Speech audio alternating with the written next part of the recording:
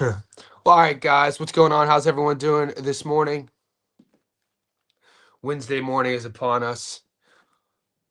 This is live stream one of two. I'll be going live again later on today. I'll be also uploading another video. We're gonna go over the odds real quick in a second. If you didn't catch, I've already uploaded my breakdown analysis and prediction of Connor Benn versus Chris Eubank Jr. 2. So if you guys aren't familiar with my page, I do live streams every single day. I also, here it is. I also do breakdown analysis and predictions. Go to my page. This is under my fight prediction playlist. Stats don't lie. Eubank, Connor Benn Jr. 2. Chris Eubank Jr., Connor Benn 2. Yeah, I'm exhausted this morning. I got to be honest with you guys. I had a massive 2 days of training, so I wanted to sleep in today, but I didn't because I had a client. But yeah, if my brain's not clicking on all cylinders, I apologize. I trained 5 times yesterday. I told you with probably 70% of my clients, I work out with them. So sometimes I overdo it, and yesterday was my Tuesday was one of those. I trained 5 times. So when my alarm went off this morning at 4:45, I was like, whoo, it took a lot of me not to cancel, but I've never done that. As a coach, I've never once canceled a session because I was tired. So I just get through it. Already trained today. I did a 30-minute calisthenic live stream with one of my clients.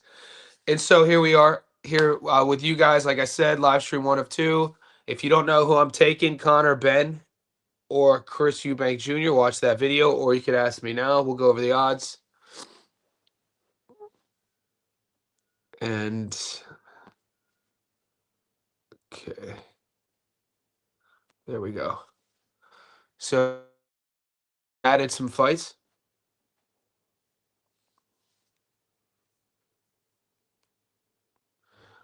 I woke up. I went to bed last night, and our book was only showing us one fight for Friday, which is your Thursday, and now it's showing 5. And I was doing some research, and it's really hard to find.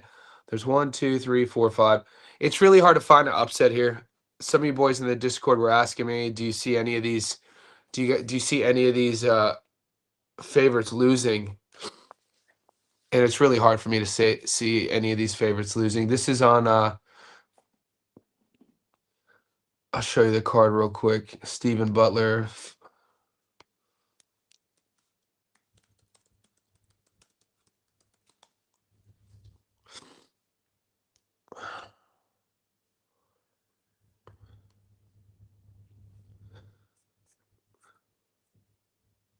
I think this is the Eye of the Tiger card. Yeah.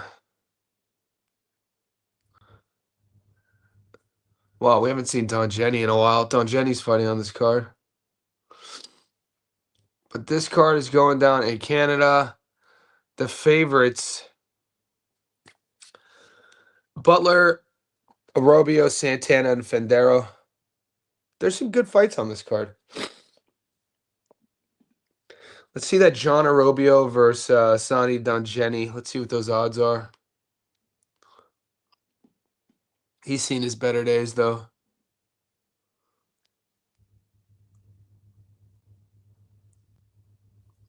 7-1 dog. Yeah, I don't see any favorites here losing.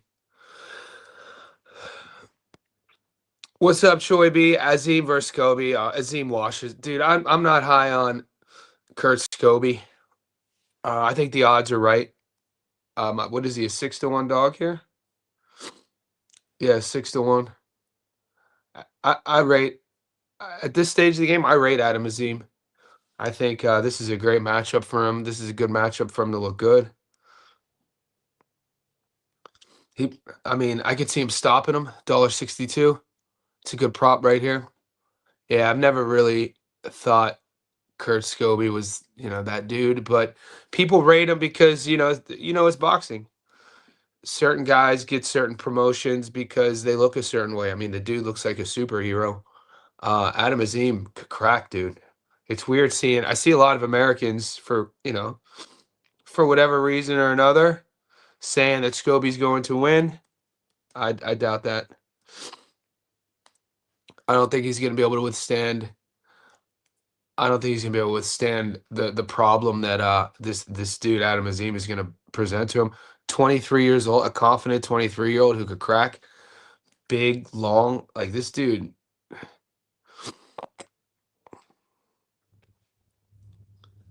That's his amateur record. As a pro, 13-0, 10 knockouts, 5'10". I mean, obviously his win over Sergey Lipnitz, it wasn't Lipnitz in his prime. He's beaten Ahari Davis. He's decent names. I think they're moving him. I think they're moving him along well. So Scobie has knockout power, but speed is slow. Yeah. I mean, that Linger fight is a real head scratcher. 18 wins, 16 knockouts. He got beat against Dakota Linger, got stopped. I mean, what's his best win? Stopping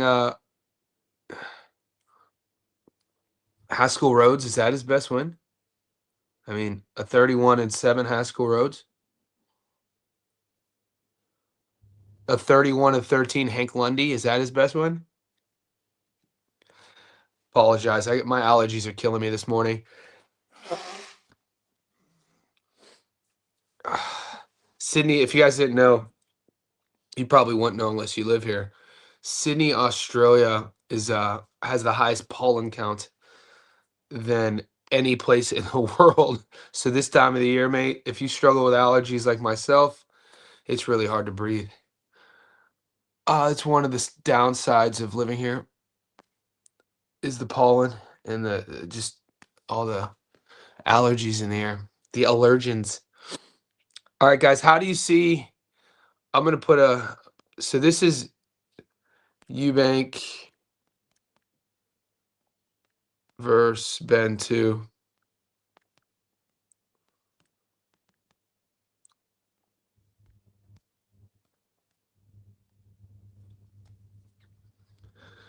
How do you guys see this one going down?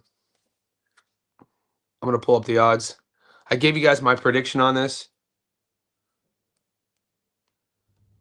It's not, it's only Wednesday morning here, so it's only Tuesday your time in America, like 70% of you guys.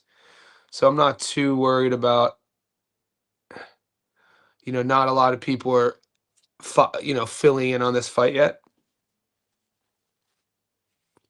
Last week we had more heat on the Tiger versus Nick Flass fight, and obviously Virgil versus Lubin. But my prediction's up. It's probably going to be controversial to a lot of you guys considering who I took in the first fight. Yeah, so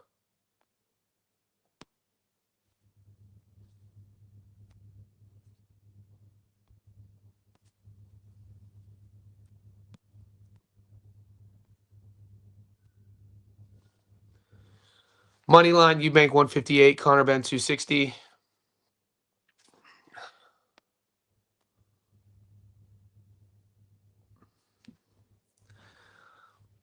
I don't see, when I was breaking this fight down, doing my prediction, I don't see a lot of adjustments. I feel the more adjustments that can be made are on Connor Benn's side, based off of his athleticism, his skill set. Now, if I were to, if you were to ask me who's the better boxer, Chris Eubank Jr. is the better boxer. He's going to be 37 years old. It's really hard for me to get past that. The first fight was 7 months ago. So with that being said, the first fight was 7 months ago. It was a 12-round war. It was a rock'em sock'em robot event. Not a lot of defense, a lot of headshots, not a lot of tactics. It was literally each guy trying to knock the other guy out. there were a few times early on, I think in the second and maybe somewhere in the mid rounds where I feel Chris Eubank Jr. was in sort of he probably had the rougher moments in the fight. I feel if you he's the one who looked like he was out on his feet, not out on his feet, but stunned a couple times. His legs looked wobbly in the second or third. I feel that with Ben making some adjustments with his gas tank, making some adjustments with his approach, his wheelhouse is going to be in the pocket. I feel he should headhunt way less, work the body way earlier. I feel he should not fight Eubank at range. That if Chris Eubank Jr. was smart, he would use his jab more and he would fight him at range and he would limit the exchanges in the pocket. Will that happen? I don't think it's going to happen. I think we're going to see kind of a similar fight to the first one.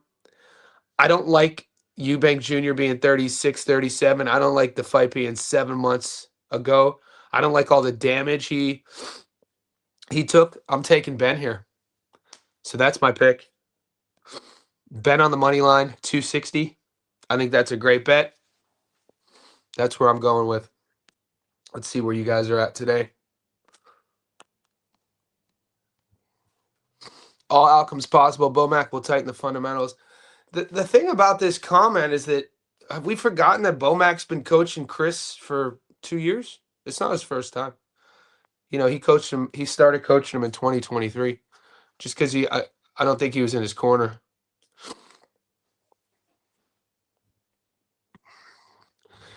Yeah, there's a live stream going due to the software I use. They launched this sort of demo horizontal live stream, and they launched this demo vertical, and so I need to spend the time and try to figure out how the hell to stop the one. But I guess it gives. I don't know what their theory is on that, but I guess yeah, I know it's my software. I guess the theory on StreamYard is that they think it's splitting the audience. Interesting. I think it's their reasoning with it is that it feels the giving people who stream on the iPhone the option to go vertical. I don't know, man. It's not giving me the option to just pick just one, by the way. It did this yesterday. So if you guys are streaming on a cell phone, a mobile device, yeah, I could see it splitting the audience. There's 14 on one, there's 14 on the other. I'll figure this shit out, dude. StreamYard announced it in an email like it was like life changing. You know what I'm saying? They're calling it Mars. They're like, we have double streaming features now for all you streamers. So they only had one fight together. Okay. I mean, I'm not a look. Bomac's a great coach, and coaching is great. You know, definitely a good coach matters. But it's not like he's going to get in there and fight for him. Also, Chris Eubank Jr. at this stage of the game, his how do I say this? The old you can't teach an old dog new tricks. Your survival mechanics take over. You can have tactics. All right, this is annoying. What I'm going to do, guys, is I'm going to cut this off and I'm going to sit with my streaming platform for like 2 minutes and see if I can figure it out. I'll be right back. This is annoying. I see like 3 screens. I'll be right back, boys.